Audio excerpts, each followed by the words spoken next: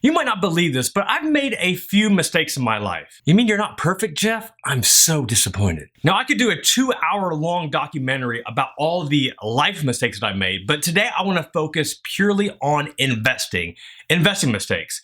And even though I am a certified financial planner, bing, I still have made some boneheaded investment mistakes. These mistakes have cost me a lot of money, two of which have cost me over $13,000 that still make me want to cry. I can't believe that I did that. What was I thinking? And the main reason I'm sharing these mistakes with you today is because I don't want you to make the same boneheaded mistakes that I made. So I'm going to share my top 7 mistakes that I made so you don't have to.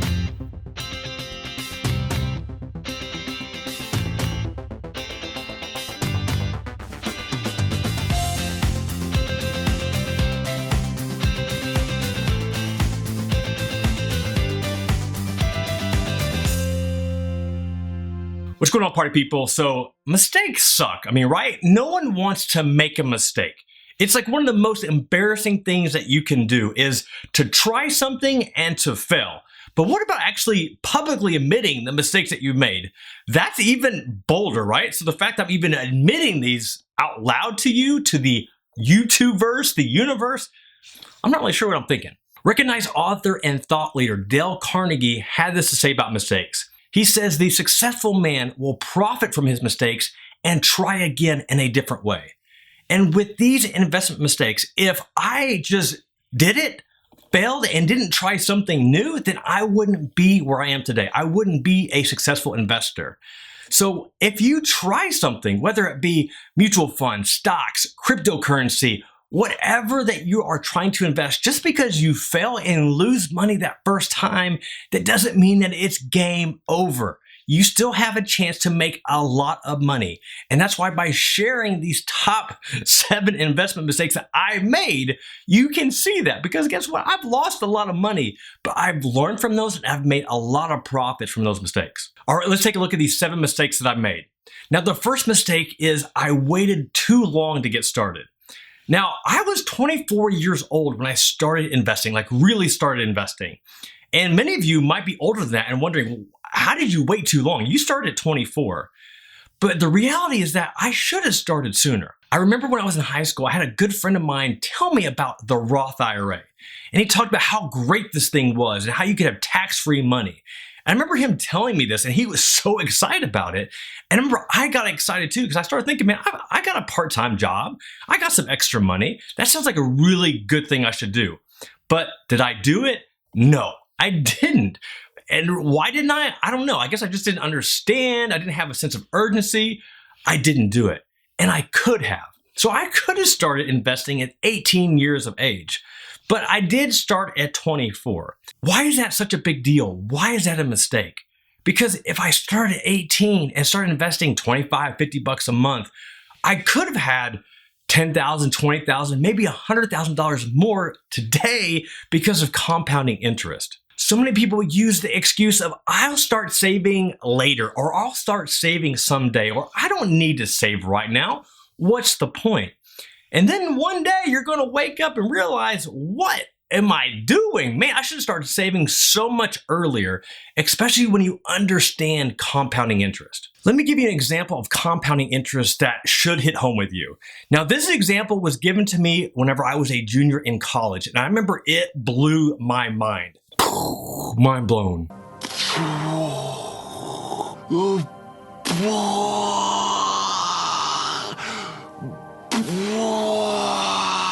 So in this example, we're looking at 2 different people, one of which started investing right when they got out of college. The other one waited. They waited 10 years to start investing. So let's look at person number 1.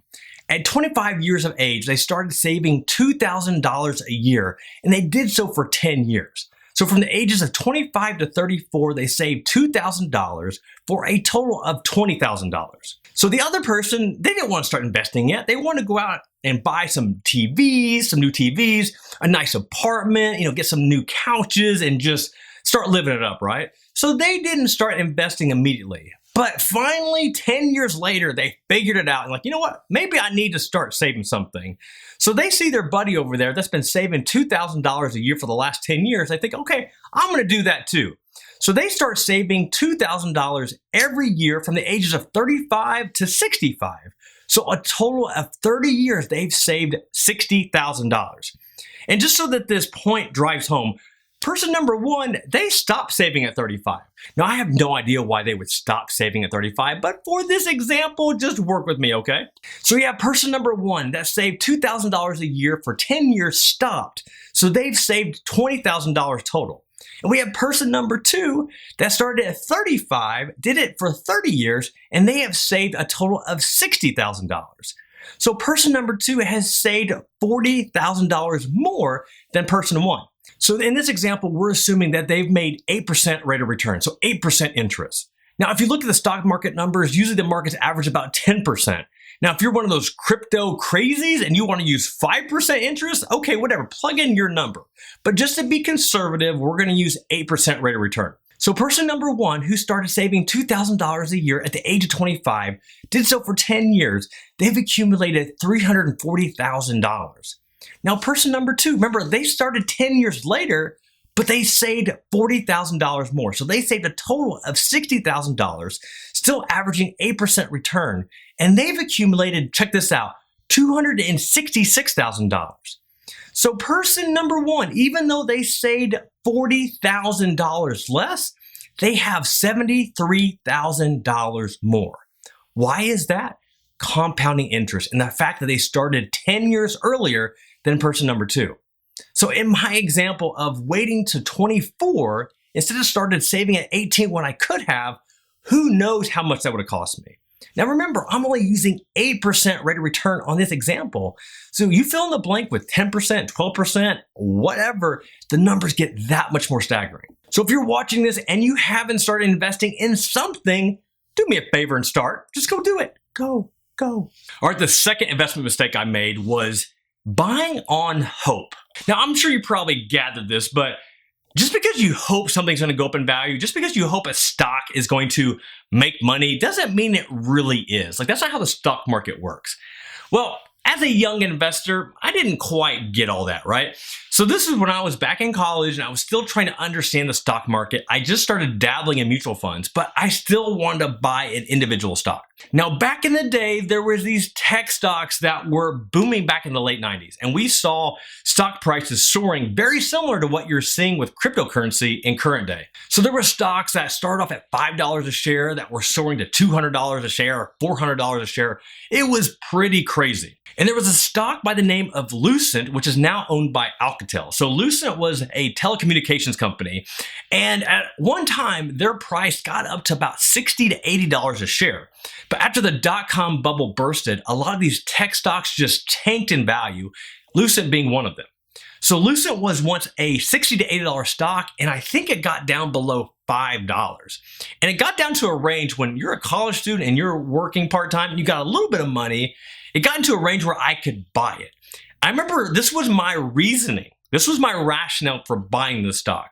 Well, it used to be $80 a share. Now it's only $5. So if I buy it today and it gets back to 80, man, that's some good return. I hope that it does that. Hey, listen, I don't care how much you hope you think that it's going to go back to its original value. It doesn't work that way. Like, you can't hope a stock to make you some money. Hope don't get the job done. What does that mean? That means hope don't get the job done. So I held onto Lucent stock, I don't know, for a couple years, and it basically went nowhere. They ended up merging with Alcatel, and I don't even know how much the stock is worth now. I ended up selling the stock at a loss, held it for a couple years. But you don't hope that it's going to make you some money, right? That's not how it works. So don't buy a stock with the I hope it's coming back strategy, because that is not going to work. So don't do it. All right, the third mistake that I made is listening to somebody else's investment recommendation. Now, this isn't always a bad thing, but whenever you're getting an investment recommendation, and it's usually a stock recommendation, consider the source. Where are they coming from? What do they know about investing? What do they know about the stock? As a financial planner, I can't tell you how many times a client has came to me and said, hey, I want to buy X. I want to buy this stock. And then I ask them, where did you learn about this stock? Like, because this person, they don't really buy stock. So why are you coming to me and you want to put a lot of money into this stock that you've never talked about in the past? And it's usually with, well, I was talking to so-and-so and they said, yeah, I need to buy this stock because they're going to make a lot of money. And I love asking this question, well, what does that company do? What does that stock do? And this is what I'm usually met with. I don't know. I don't know. Well, I don't know. They just make money. They just print money. I don't know. This is probably a rule in itself, but if you can't explain to somebody else what that company does or what that investment does, then you probably don't have any business putting any of your hard-earned money into it. Now here I am bashing other people about listening to their investment recommendations or their friends' investment recommendations, and yeah, I did the same thing. And I think I've talked about this before in other videos where when I started investing, other than the Lucent stock debacle, I bought mutual funds. And these mutual funds end up being pretty crappy mutual funds. They weren't horrible, but they weren't great. The person that recommended to me was a financial advisor. I was an intern at the investment firm that I started with. And this advisor said, hey, you need to buy these mutual funds. So I said, all right, let's buy these mutual funds. I didn't really know what a mutual fund was. I didn't know anything about these companies, this mutual fund company, but I trusted this person because they were a professional. As I mentioned, they weren't that great. They weren't horrible, but they weren't that great. So if you are accepting recommendations, trust but verify. Trust but verify. Do some research. Get a second opinion. Now, I mean, you can do a quick Google search and you're going to find out if that investment is okay. Oh my gosh, that mutual fund's horrible. All right, mistake number 4. And this is one of those ones in the beginning I mentioned was part of the $13,000 that I blew, that I lost, that I just was stupid. So anyway, the 4th mistake that I made was I refer to as the penny stock debacle. When you're a beginning investor, when you're a young investor, it's very tempting to want to buy penny stocks. So penny stocks are usually trading at less than $5 per share. So when you don't have a lot of money, you can buy a lot of shares and you feel like that you're a real investor. You're not. I promise you, you're not. So with me, I also got sucked into this. Now, this was a penny stock that, actually I can tie this into point number 4. I had a client tell me about it. Say, hey, this is a penny stock that's gonna take off. And I remember that I put a buy order in for 1,000 shares of this penny stock. And I can't remember the exact value. It's somewhere like about $1.50 a share. Now, the one thing that I didn't realize was that when you put a buy order in for 1,000 shares, if it's a stock that is commonly traded, you know, like a big stock like a GE or an IBM or an Apple, there's a large market for these stocks. So there's not gonna be a lot of price fluctuation when you put this buy order in.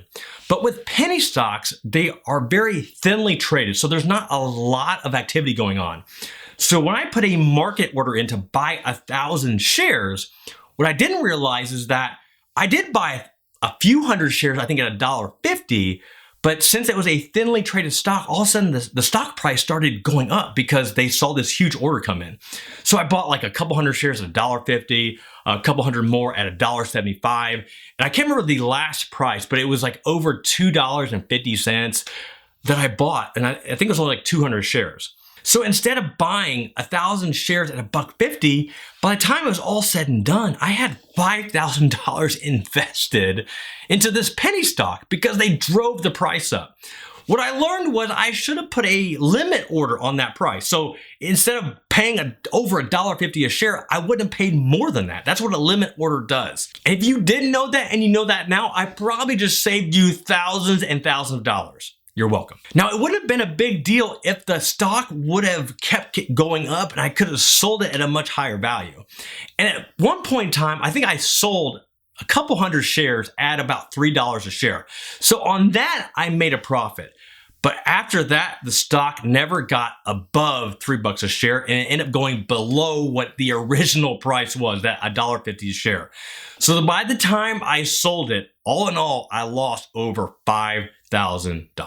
That's 5 G's, y'all. And let me tell you, at that time, it wasn't like I was rolling in the dough. I didn't have a lot of money. And that was something that I don't know if I even told my wife for a little while. I kind of had to like let that sink in.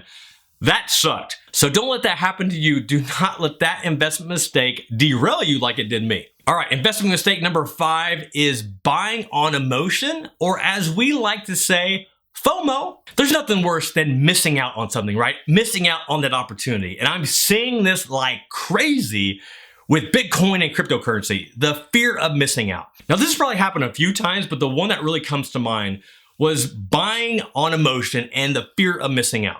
So if you don't remember this, the Dow Jones back in 2007 was 14,000. Then in March of 2008, it got down to 6,400. So that was a huge drop. Fast forward several years later, it finally got back to 14,000. And I just remember thinking, wow, this went so high, so quick that it's going to have a correction. It's going to have to come back. Didn't the Dow Jones just hit like 25 here recently? Yeah, I thought so. So thinking that we're going to have a correction, the market's going to come back down, and the fear of missing out, I put a decent amount of money in a double inverse ETF. Now, what that means is that there are tons of different ETFs out there, exchange traded funds. An inverse ETF means that if you are buying into a sector or a market, you're basically betting that it's going to go down. Now, you can buy inverse ETFs with all the different sectors, but for this example, this was an inverse ETF of the S&P 500. But I didn't just buy an inverse ETF, I bought a double inverse ETF. So that means basically it's leveraged, so everything times 2. So if the market were to drop 10%, then all right, if I was in a regular inverse ETF, I would have made 10%.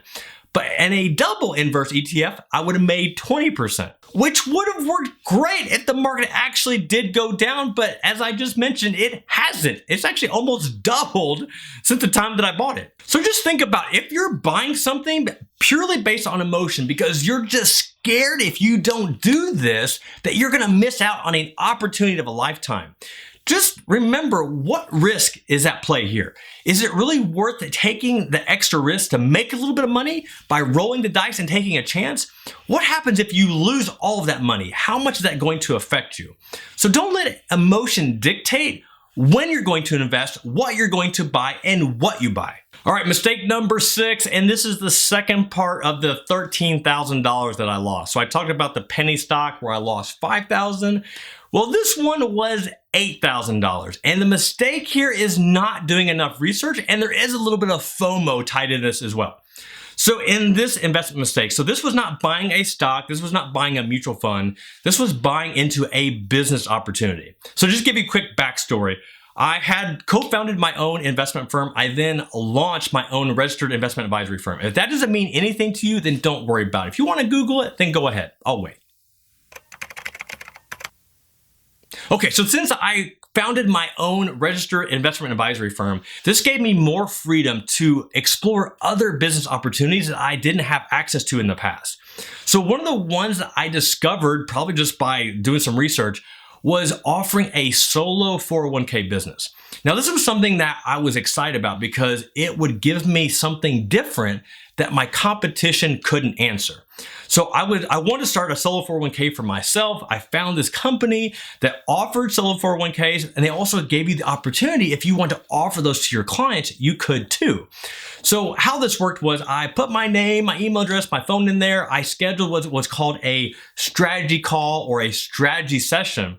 And I'm talking to this guy and we're going through this whole thing, and I'm liking it, right? I'm feeling some good vibes about it. So at the end of the call, he says, hey, well, if you want to offer this, we had this deal that normally it would cost you, and I don't remember the exact price, but it was like $13,000 to get access to everything to be able to offer solo 401ks to business owners and entrepreneurs and investors. But here was the catch. So normally this thing was, like I said, I think it was $13,000.